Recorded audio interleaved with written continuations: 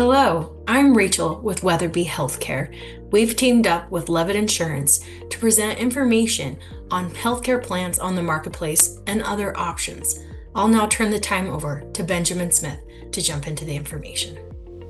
So some of the products that we will be discussing today, the first product that we'll go over is the Marketplace and IFP. That's short for individual family plans, but Marketplace and IFP products. We'll then go into private individual plans, and then from there, short-term medical insurance, and then add on an ancillary coverage. Ancillary is, in other words, ancillary is think of dental, vision, short-term disability, long-term disability, in some cases, life insurance, income protection, things like that. And then the last slide is the unique bundled solutions. We're excited about that slide and some of the products there. And but any at a very high level, we're excited to go into all of this with you today. So we're going to go through the marketplace, or in parentheses ACA and IFP medical plans. So this is great for providers who qualify for subsidies. So plan type overview. So marketplace plans, or in other words, on exchange government subsidized major medical plans are available in all 50 states. There's no health questions or exclusions. Covers essential benefits like hospital, prescription, and mental health, and many other services. It's based on income. Many qualify for reduced premiums or $0 plans. That's really dependent though on income, of course. So marketplace on exchange government subsidized plans, in other words, are sometimes considered as Obamacare. That may be something that you may be familiar with or have heard. These are individual plans, individual and family plans that are built out by national big carriers, also regional smaller carriers. Think like Cigna Healthcare, Blue Cross Blue Shield, United Healthcare. They all have individual on exchange marketplace plans, and dependent on income, of course, in some scenarios, you may have the ability to enroll in these plans. You can enroll in them irregardless, but you may, if you enroll in them and your income is at a certain threshold, you may be eligible for government subsidies of those plans. So that's the as a at a high overview. These are great plans, but they very much are dependent on income in a lot of scenarios. Now we have many providers, locum tenens, business owners that are on these plans that are higher income earners, because the products are so great that they don't necessarily qualify for subsidies to the government, but they're still paying the premium. These premiums are relatively, you say affordable, and a lot of people push back and say what's affordable today. In relation to just healthcare as a whole, they are relatively affordable. You're setting aside and not accounting for the subsidies. So these plans are available to everyone. They may be a little bit more cost friendly or advantageous to your wallet if your income is at a certain threshold. Our people and our advisors here can help determine that in real time. We have a lot of great quoting tools that will help decipher that and provide insight to that process and shopping experience. So going on to the next, we have private individual plans. So in a lot of cases, these are for high income earners or those who want more network flexibility and may not necessarily be eligible for tax credits or don't like the plan designs of the ACA marketplace on exchange plans. So plan overview. So the private individual plans, these are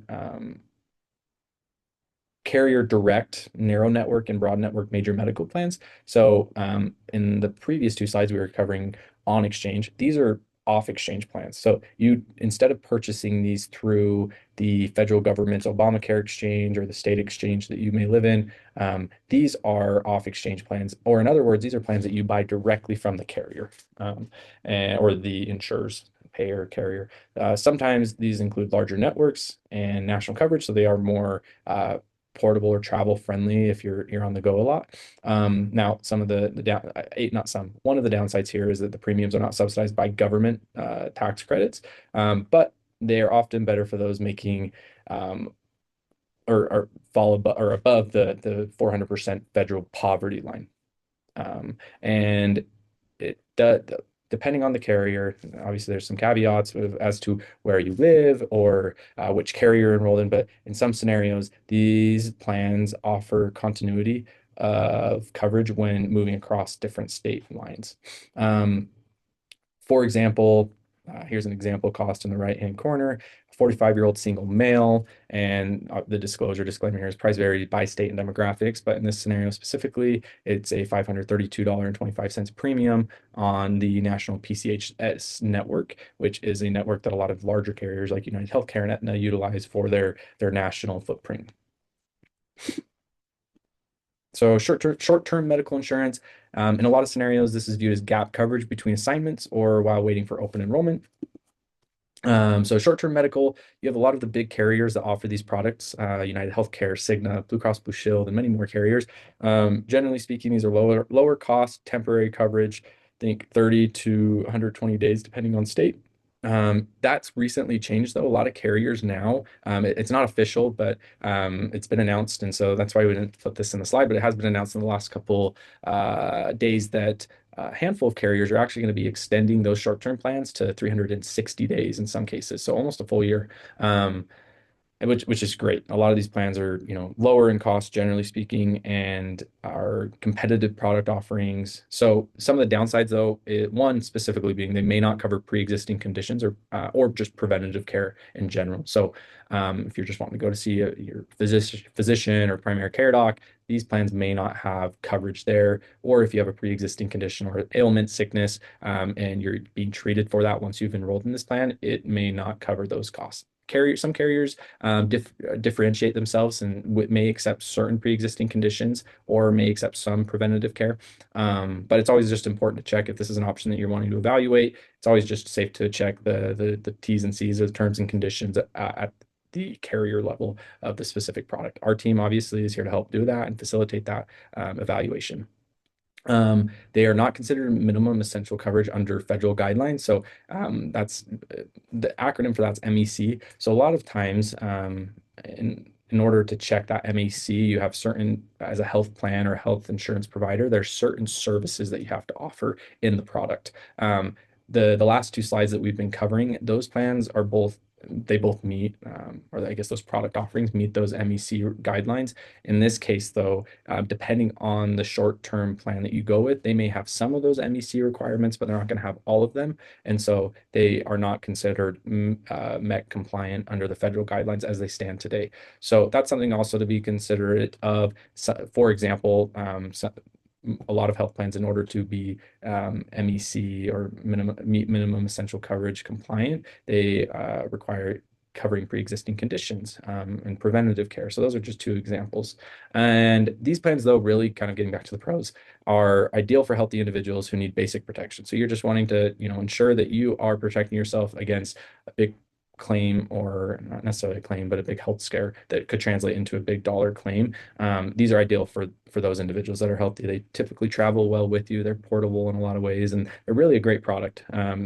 Like all things, though, there's the right population that should be using these. And maybe if you're sicker or you have underlying conditions, this may not be the best option. An example cost, though, for a product like this, obviously the disclaimer is price varies by state and demographics, but for a 45-year-old single male, it would be an $85 monthly premium. And I should clarify that these figures are all monthly premiums. They're not annualized, but in this case, this would be an 80 for a plan like this. It would be an $85 monthly premium.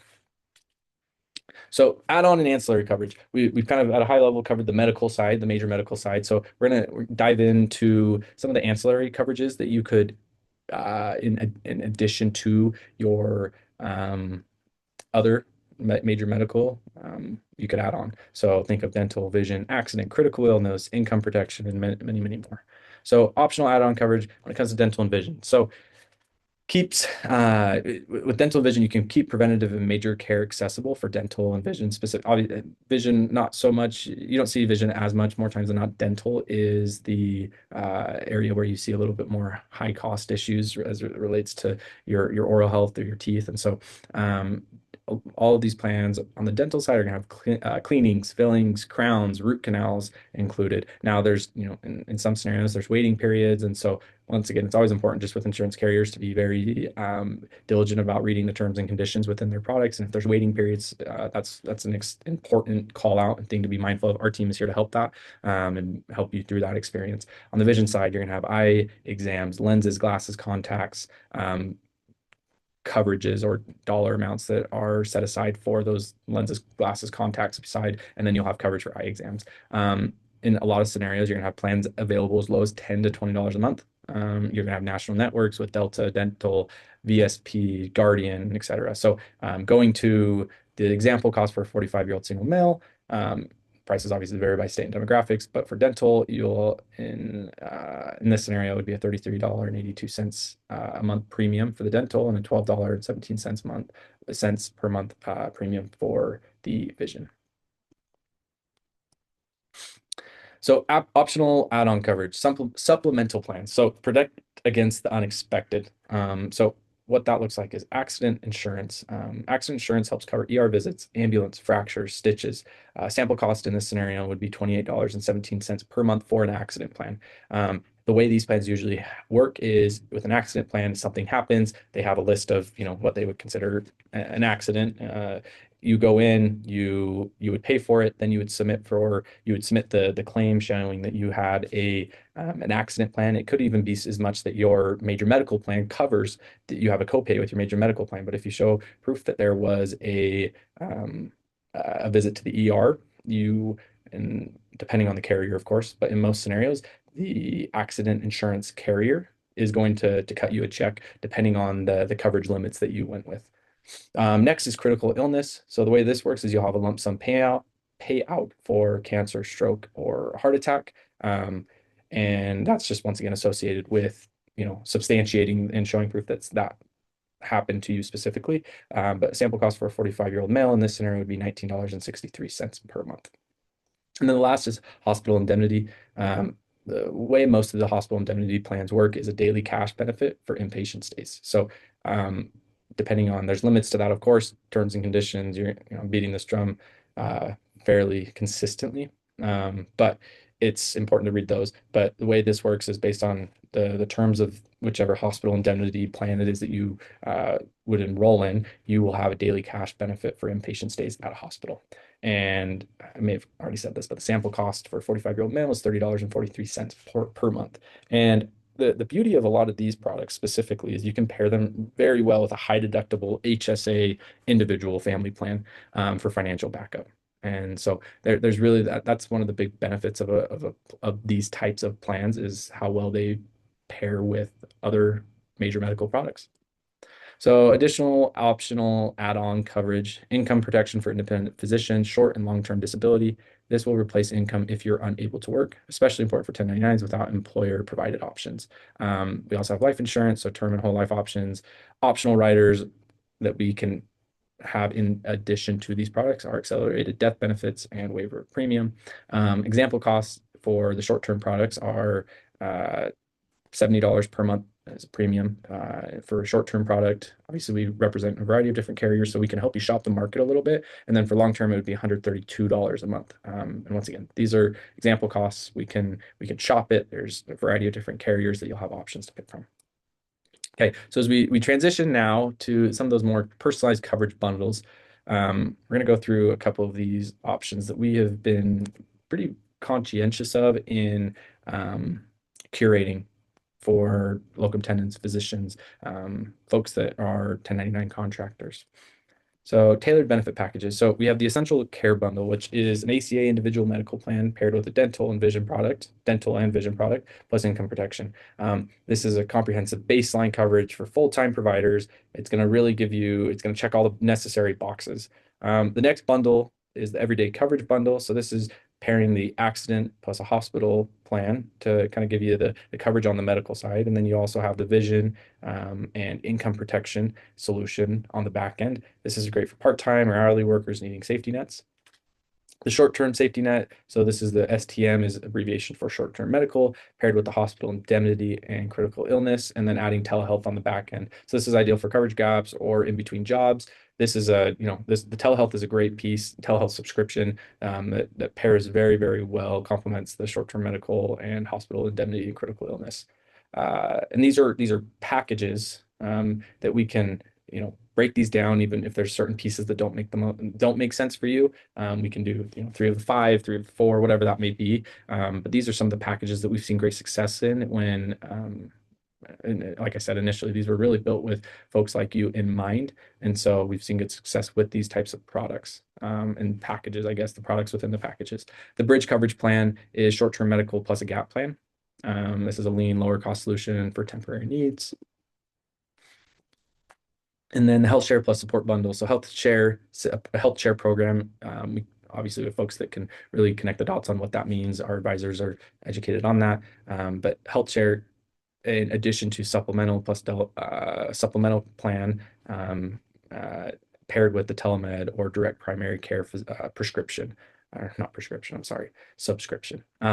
So that's really for those looking for affordability with some support access. And then we have the virtual first protection. That's a DPC, direct primary care virtual clinic, plus RX access, pharmaceutical access, plus mental health and mental health subscription, and then the catastrophic plan on the back end to kind of give you the basis coverage. These are designed for remote workers, prioritizing access and simplicity.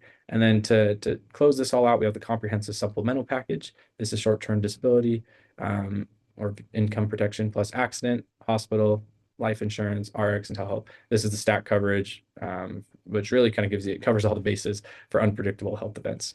So like I said, with these packages that we've curated, they're with you in mind. And so our folks are going to they're equipped, ready, able to talk with you about the nuances of this, and excited to get to work with you directly and start talking through these things. So how enrollment works with Levitt Group: simple, personal, year-round support. So contact a Levitt Group licensed advisor or visit the portal, discuss your assignment details, income, and location, review available plans and pricing, get enrolled in medical and optional coverage. And this is all additive. Sorry, I should have done a little bit better job clarifying that. Use us for renewals, changes, and future support. Our team is here to help you.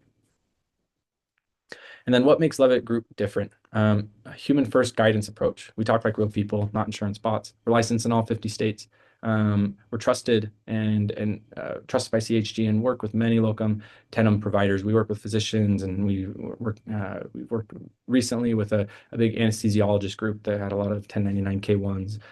We work with 1099 providers in other industries. Our advisors are trained to work with individuals, individual and private insurance, HRA-based funding, we're familiar, and Medicare transitions, and completely free to use. There's no hidden fees within our services. So let's get you covered today. Our nationwide coverage, dedicated advisors, personalized options, ongoing support. So a couple of the call to actions or way to get a hold of us is number one, you can call the 435-233-2406 number. You can visit our individual lines email address, which is there, the enroll365.org. And then we also have an email that's support@enroll365.com. And really just thank you again for your time. We appreciate it. We know your time is valuable. We're excited to work with you and look forward to hearing from you. If there's questions, like I said, please don't hesitate to reach out. We are here and excited for this opportunity. Thanks all.